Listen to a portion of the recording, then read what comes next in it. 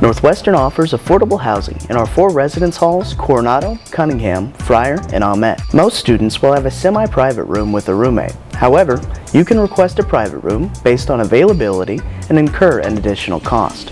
Next, you'll submit a housing deposit. When you move in, you'll sign a key agreement and a room contract. Details about dorm life can be found at the link. All questions and concerns can be directed through our eRes portal. eRes is the portal that enables Northwestern residents to quickly contact housing staff with questions, maintenance requests, and more. A new student can also fill out a housing application that goes straight to the housing office. Let's check out what a typical suite looks like. Today, we're in Coronado Hall. Here at Northwestern, male students reside in Coronado and Amet Hall. Female residents live in Cunningham and Friar Hall. Future Rangers are allowed to bring 1 mini fridge,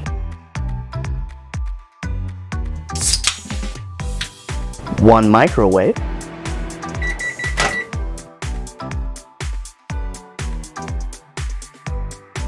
and bedding for at least 1 twin XL bed.